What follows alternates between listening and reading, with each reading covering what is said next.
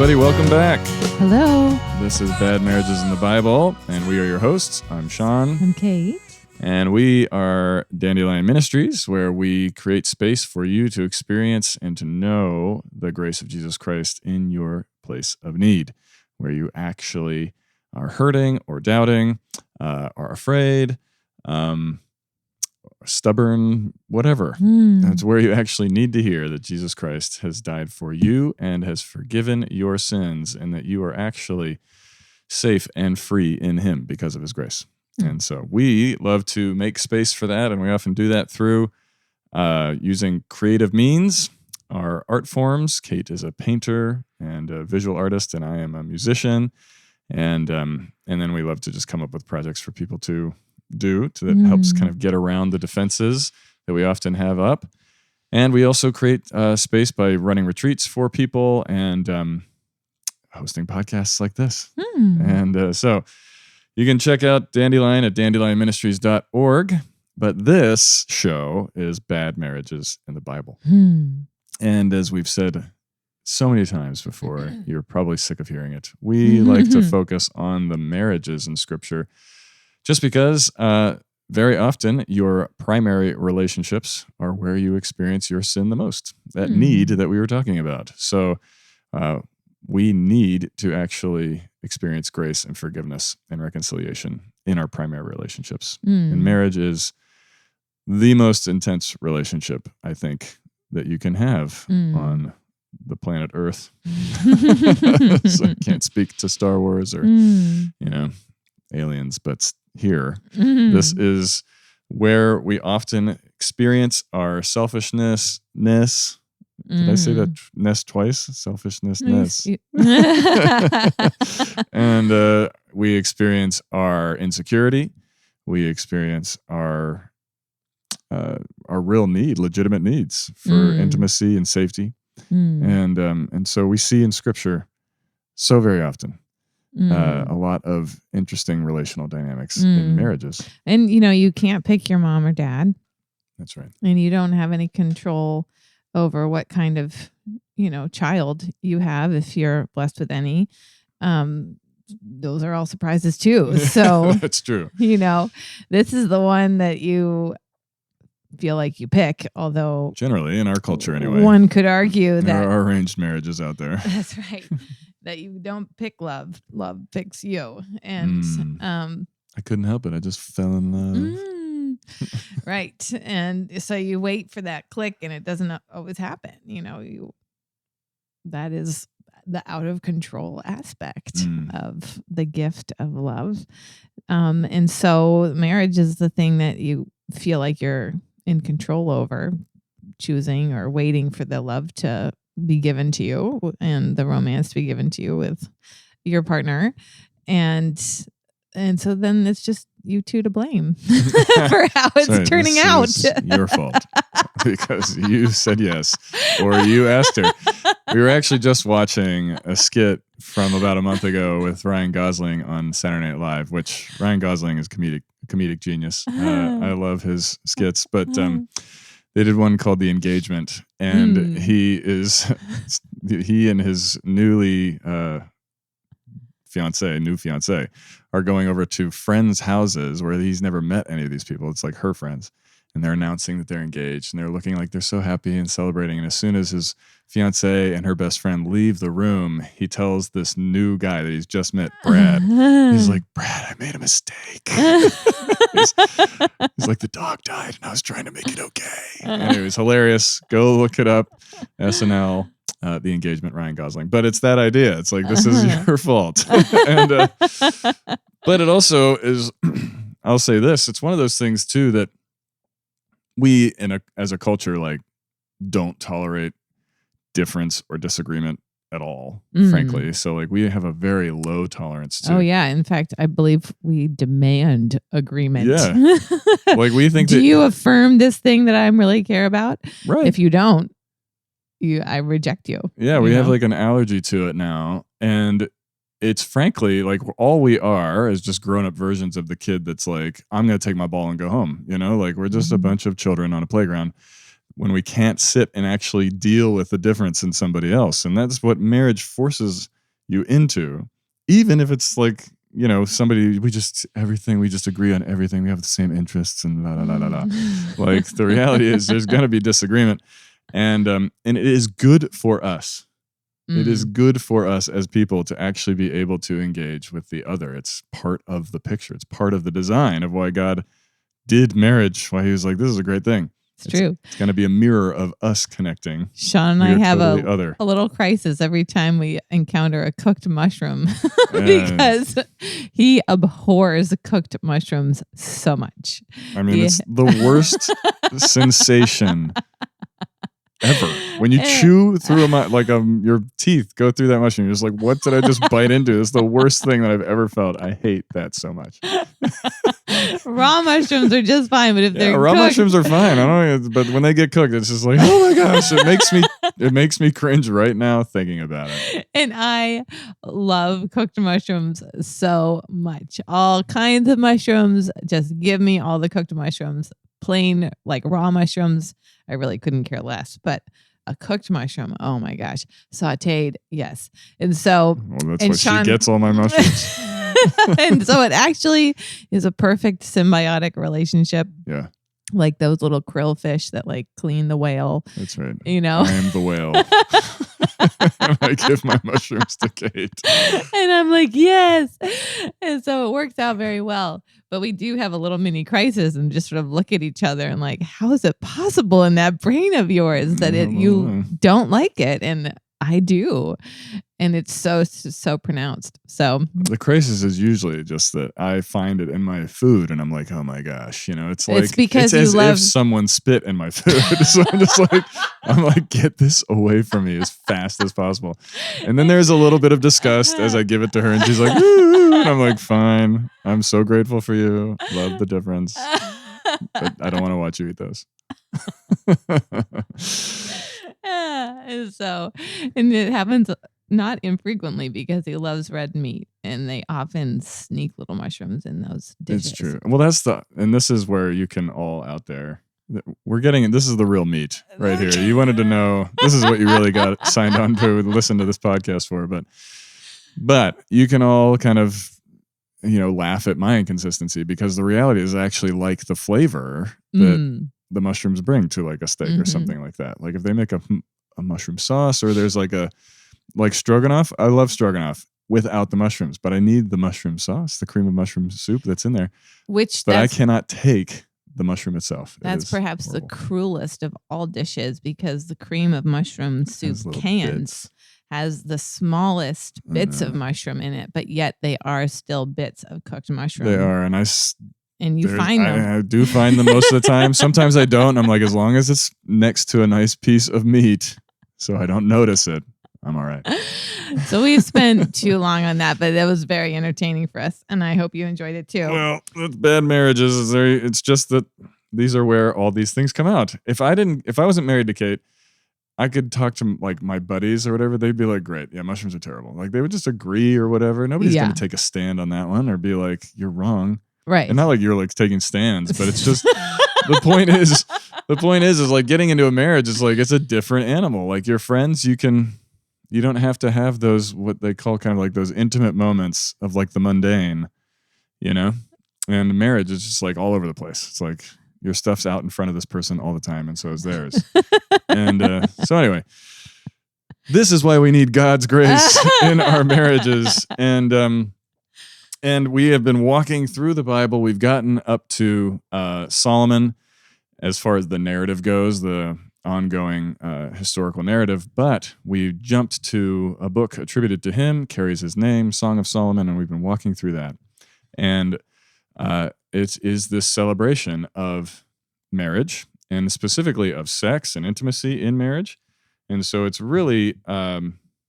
it's not quite the bad marriage bit, but we are looking at what the ideal is on some level with intimacy, physical intimacy, and it's been really deep, I think, and we also see in this book that it has implications for us and our relationship with the Lord, because marriage, He created marriage to show us something about his relationship with us too.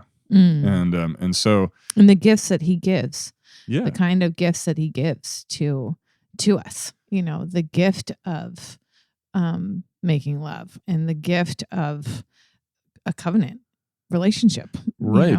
And it is exactly right. And this book, on that note, is just like, it is sadly for all of you Puritans out there and like this kind of descendants of Puritans, you guys had a lot of good things about what you were about, except for the prudishness that's kind of associated with the puritanical thinking. Song of Solomon blows that stuff up. It's like, we do not have a God that is prudish or that is scared of the physical or that thinks, as so for many millennia, the church has equated sex as one of like the original sins. I mean, the Catholic Church literally did that. And this book is saying, absolutely not. It is not a sin at all. And there's more to it than just procreation, although that's a wonderful byproduct. It's a wonderful byproduct. But it's, in the boundaries of marriage, God is like, go for it. So this book has been a celebration of that. And we've last week got to their conflict, the main conflict kind of found in this book. And it's the first one we see between the two of them. And we wanted to follow up a bit more on that this week and talk a little bit more about the fact that I think it's very helpful to read this as kind of a dream sequence. It's something where we're getting a picture into the bride's insecurities. Absolutely. Fears. So join us in Song of Solomon, chapter 5, verse 2. So they have just previously, we've read through their wedding and their consummation of their wedding night. And then chapter 5, verse 2, it says, I slept, but my heart was awake. And so that invites us to think, she's dreaming. And she did do this before on chapter 3, verse 1, on my bed by night, I sought him whom my soul loves. So she was searching for her love from her bed, hence thinking of this as a dream. And so she's dreaming again. And we walked through how he was, wanting to make love to her. And she was not in the mood and did not want to, get up and put her slippers back on. And she had already, taken off her garment and bathed. And it just felt like way too much work. And I just don't want to do it. Never happens. So, yeah. Yeah. Totally unrelatable. So feeling too tired, not in the mood, a streak of complacency, those sorts of things we can all relate to 100%. And it made us want to revisit that this passage, it's not saying, it made us think, does your spouse have the right to say no to sex? Is that because it is casting her as being somewhat complacent and brushing off his advances. And then she regrets that.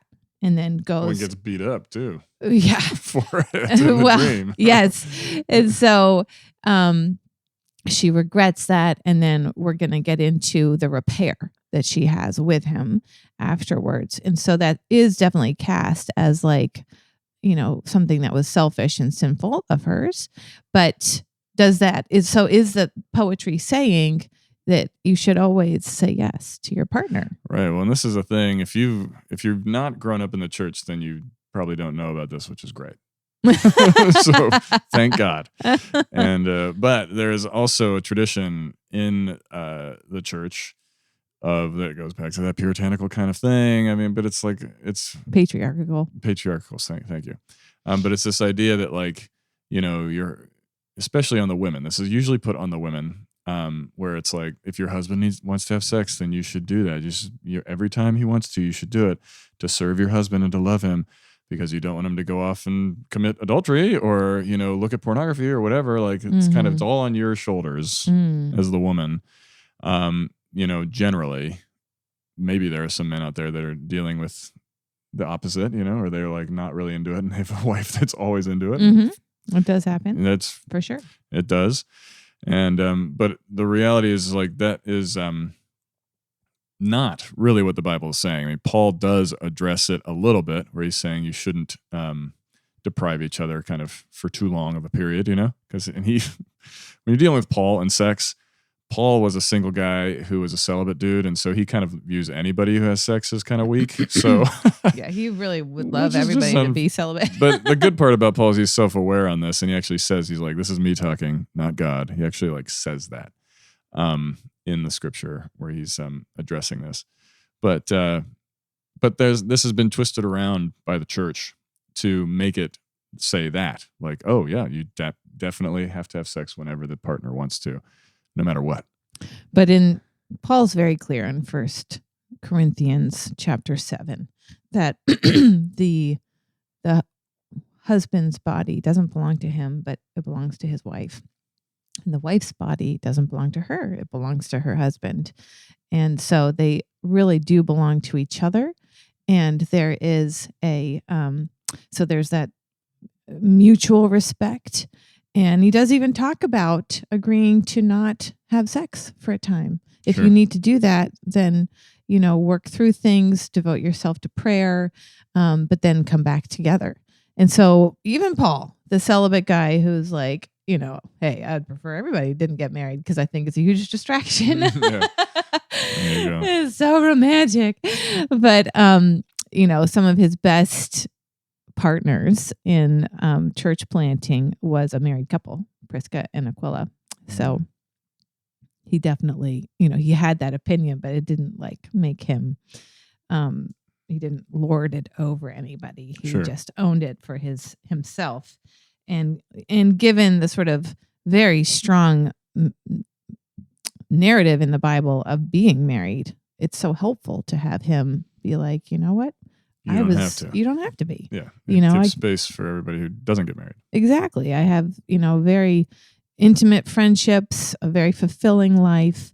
You don't in my, I have spiritual children, so he is a really helpful picture for how fulfilling life can be without, and even with his thorns in the flesh, because he then could share how powerful God's grace was. So I'm super grateful for Paul's sense of humor around marriage and the way he defends singlehood. But in this case, he is speaking back into that myth that if your spouse wants to have sex, you should have it. Not necessarily. What you need to do is talk through it. What you need to do is to talk through it. And that is what's lacking in this poetry.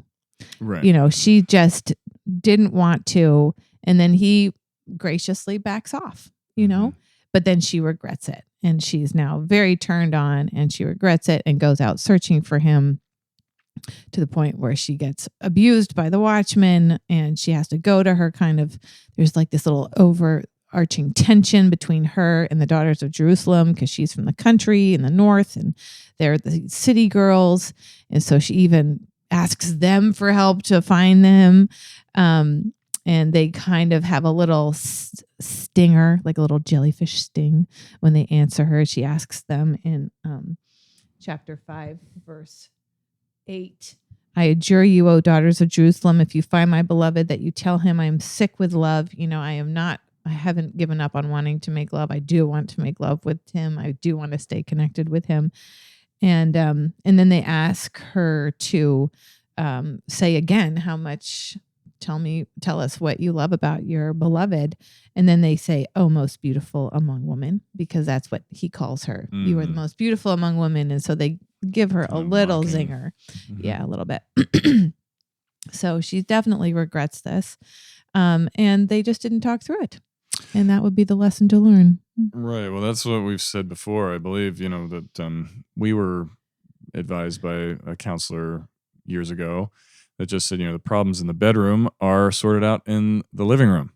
And meaning that if you're having a difficult time with your intimacy, it's because there's a breach of communication, a breach of connection, that you're not able to, there's something between you that you haven't really worked through or That's talked right. through. And so if you want things to be going well in the bedroom, then you need to have that intimacy outside of the bedroom. You need to be taking the time to listen to each other and to really hear one another out. And it will help you, as we talked about with the mushrooms, it will help you to grow an appreciation for the differences between you and to give space for both persons to exist in the relationship, to be fully present. If it's always just, one putting aside their needs for the sake of for the other, then you've got a dysfunctional relationship. You always do that back and forth at times in a marriage. There's always times when you are laying down what you need in a moment.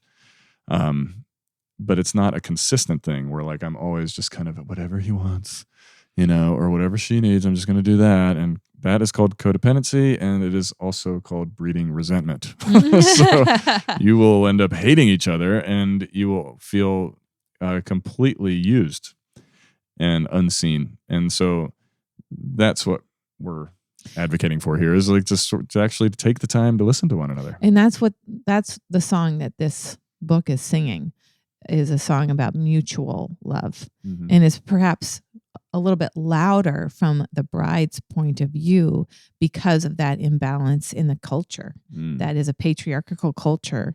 And so this song is mostly the bride's song, and she is mutually loving him. And so we get a picture of her sin, too, and her repair. But they are equally reciprocating to each other. It's not just her to him, or him to her. Right. The vision is for mutual love. Yeah. So how do they repair, Kate? What happens? Well, she, the daughters of Jerusalem ask her to say, what do you love about him again? And so in chapter 5, verse 10 and onwards to the end, she gives him, we've been calling it a wasif, this Syrian term that is used in other kinds of poetry from the Middle East at that time, where you just admire your love, and talk about their physical attributes. And as you're talking about their physical attributes, you're also talking about their character too. And so she finds him very exciting, radiant and ruddy, and his eyes are fluttery like doves. They will talk about their eyes differently in the next chapter, but so far their eyes have they've been saying that to each other. Your eyes are like doves and fluttery and captivating that way, active. This is another moment of just kind of that does bolster some of the arguments that this is actually Solomon, because that's how David was described, as ready, and he is David's kid, and that there's some similarities there. You just hear him being described kind of like his dad. So that's true. Anyway, I never thought about that before. That's what I'm here for. And his head is the finest gold, and he's got the wavy hair too, black as a raven. He's been praising her kind of wavy black hair, and he also has the same, and so she loves his wavy black hair. And we talked about his eyes, and his cheeks are a bed of spices. And so that's, some of those spices are alluding to romance and to, sweet smelling aromas. Sure.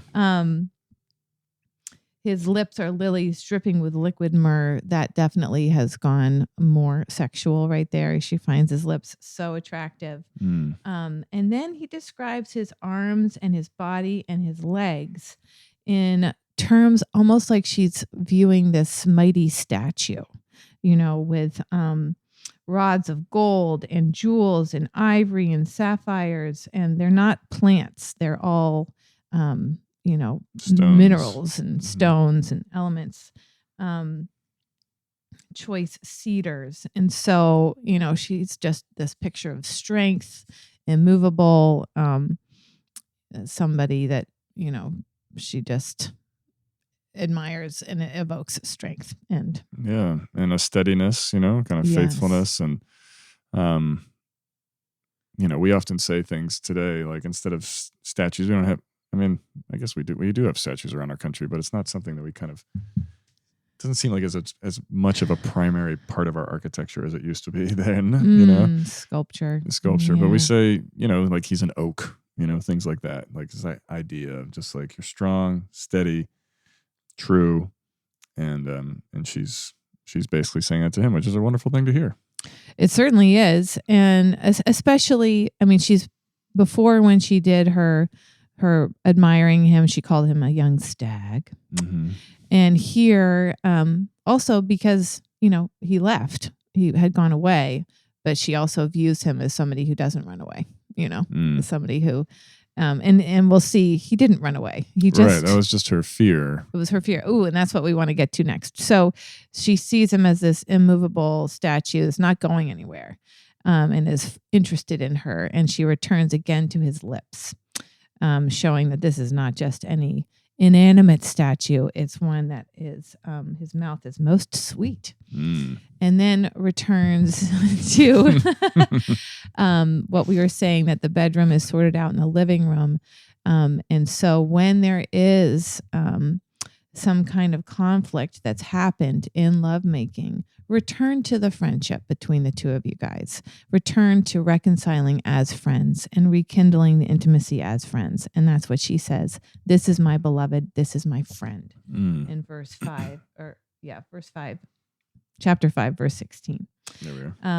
This is my beloved and this is my friend, O daughters of Jerusalem. So she's explaining to them why he is set apart from all the others.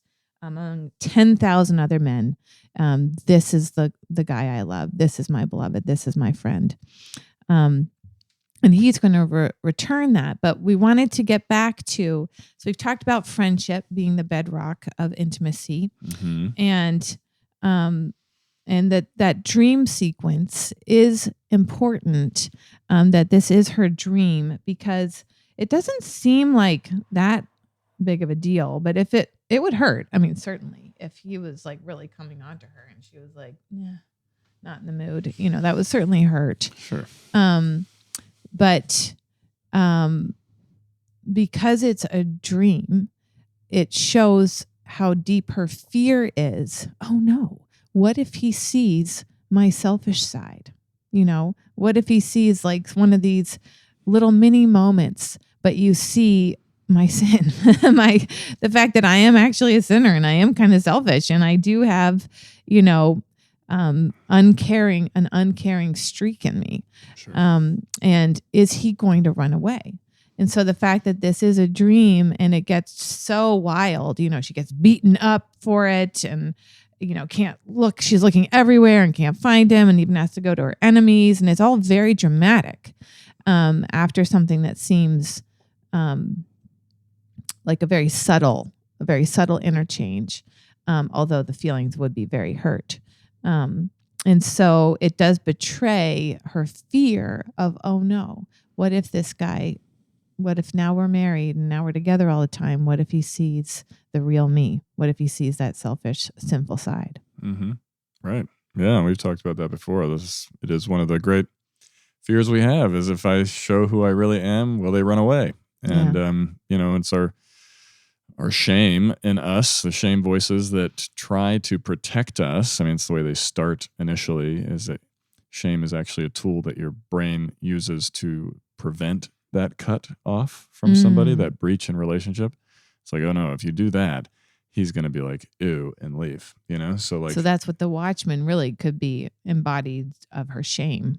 Probably. Yeah. I mean, just this idea of just like, oh, well, whatever I do, I need to not show that, so that they stay connected to me, because I need them to stay connected to me, because it's too much for me to handle if they leave. And we do that reflexively. This is not something you're sitting there thinking through consciously. It's informed by all sorts of things, and most of it from your past when you were a little kid and you just absorb these messages as a small one. I need to do X, Y, and Z to keep mom and dad happy or whatever, so that I don't get separated from them. And so, we see that happening here with her. And the only antidote to it, to be honest with you, is to actually have someone stay with you when it's exposed. So it's one of the things that they do for recovery stuff, for depending on different kinds of addiction or coping mechanisms, that we use. so often attached to that is secrecy. I think we've talked about that before, but just, it usually drives you into isolation. And that's where shame goes. It's the irony of it, is that at first is supposed to protect you from cutoff, but you're in the midst of cutting yourself off from this person because you're not allowing them to see you for who you really are. And that's what you really need. That's your area of need, is I need someone to know me and to love me even here. And so that's what we see in this passage. We see her fear there. We see her need. And then we see the groom, the bridegroom, love her and reaffirm her, and also prove to be that statue that she actually knows him to be. That's right. But that's the thing, is as you get into a marriage, even if you know this person loves you, so often the deeper set fears and things like that can run the roost for a while, to where you still feel scared to actually risk it. So sometimes it just takes time, and sometimes it takes being caught in the thing, where you've turned away, and have them still stay with you. Yes. Not run out of the room, but say, and they don't, it's not like saying like that didn't hurt, but saying like, I'm not leaving. So you can trust me that did hurt when you do that. You do that, right. But I want you to know I'm staying. So, and there's forgiveness. Yeah, there's forgiveness and reconciliation. There's forgiveness and reconciliation. Reconciliation. The difference between the two is, you forgive for your own sake by the grace of God. He gives you the grace to forgive. But reconciliation means that you're actually working new ways then to live together, so that hurt doesn't happen again. Yeah. And both parties have to want to do that. So forgiveness is separate from reconciliation, but reconciliation is so wonderful when it happens, and it makes the relationship much stronger. Yeah. And you develop new patterns, because like so much of our shame and all that stuff that we carry into our marriages is stuff we learned to use to survive for all those years before we got married to this person. It's like, this is how we made it through life. Okay. Yes. But now I'm married with someone else from a different background, different family system. They have a different way of doing everything, like we've said at the beginning. And this doesn't work anymore. That's right. This is how I've coped with mushrooms my entire life. That's and right. Now you cope with mushrooms separately. And like, what's a way that we can... You don't cope with mushrooms. You indulge in mushrooms. I do. Cope well, with that is coping. I mean, hey, bring on the food. Right. So, so the finding the way, the repair together is so important. And that's in the new pathway, the new life. That's right. That's and that will create a new pathway of comfort and reassurance. And you're trying to get a need met, when you sin. And so this is a better way of meeting that need. Yep. And that's the walking in vulnerability with each other, like knowing like, well, when, it's probably going to take me some time. This is going to trigger me still, for however long. But knowing like you're with me in this, it's okay, and we can talk about it in the living room, and then know that we've got a better way, and that is actually you walking in freedom. You're free from the shame. You're free from the fear. You're slowly drowning that out with the new thing, which is I'm actually known here and I'm loved here, and I don't have to be afraid here. And you see her get to that spot actually. Yeah. By the end of chapter 5. Actually, no, it's the first chapter. The first bit of 6. Chapter 6, where the people around her ask, "Where has your beloved gone? Let's help you find him." And she says, actually, he has already gone down to his garden, and he's already grazed among the lilies. And then she reiterates, but slightly differently in verse 3 of chapter 6, "I am my beloved's, and my beloved is mine. He grazes among the lilies." And earlier in chapter... I'm going to have to find it. In chapter 2, verse 16, she had said, "My beloved is mine and I am his." And now she says, "This is my, I am my beloved's and my beloved is mine." So now she's beginning with belonging to him. And she has been reassured. We didn't get to see that part, but she has been reassured or reminded anyway that he, in fact, hasn't left her at all. That was her fear talking. And yes, they did. There's something that she feels bad about and her conscience is pricked about. And so she does need to go and repair with him for her own sake too. But that they are in that marriage together. And he, in fact, that's what you do in marriage. You work through your problems together and you walk in forgiveness. It is a ministry of reconciliation. So she's reminded and that he had never left actually, and that they're working through this trouble together. That's right. And he does affirm her. We see his response in verses 4 through 4 following, in chapter 6. And he begins to restate his appreciation of her, the wasif, but it's lacking the overly sexualized bits that were earlier in it, because he's really focusing in on just the safety of, that he is safe, that he sees her, that he loves her, that he is her friend, that she doesn't have to be afraid, and still adores her, but he's not sexualizing it in this moment, which is what you want in that moment. You do. If you were just like, it really, I feel really sad because I felt this about you. And I'm just like, look, I just think you've got great boobs. Like, that's not what you want to hear in that moment. You want to hear like, I know. Do you love me as a person? That's right. Or just the boobs. That's right. One of my favorite lines from Brooklyn Nine-Nine. If you ever watch Brooklyn Nine-Nine, he's like, I think I'm really growing up. And then he's like, boobs fart boobs. He's like, no, never mind, forget it. Anyway, I butchered it. Go ahead. So she is needing to be affirmed and seen. And he is saying, I see you. I love you. And yes. I am your friend. I am a safe place for you. That's right. That's right. So he is invoking his admiration of her found in chapter 4. Yeah. He actually says very similar things that he did before. And so the poetry has already set a pattern for you. So he's repeating that pattern, and he goes down, you are beautiful as, and he calls her the northern cities. Tisra is a northern city, and then also Jerusalem. So a little bit of a jab back at the daughters of Jerusalem. He was like, my country girl is as beautiful as all of the city's glory too. Mm-hmm. So he is defending her a little bit there, as awesome as an army with banners. And they've talked about the banners before, and it's that kind of that picture of a big army where, sort of Renaissance fair banners. They have their clans banners lifted up, and so you know where to go for your like village or your clan or your family. And so it's a sense of belonging to. Mm-hmm. You are powerful and mighty like an army, but you belong somewhere, and you belong with me.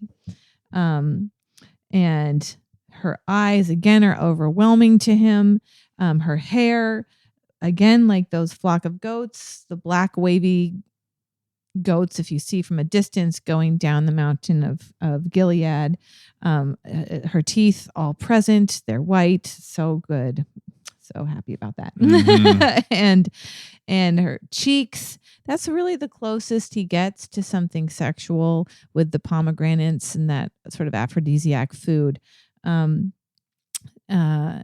And so, you are beautiful amongst all of these other women. She had already said, you are my favorite man amongst 10,000. And so he is listing all the queens and concubines and all of the other women that you are special. You are my dove. You are my only one. You have captivated my heart. Mm-hmm. And if you look at it next to the parallel poetry in chapter 4, he excludes the lips, the neck, and the breasts.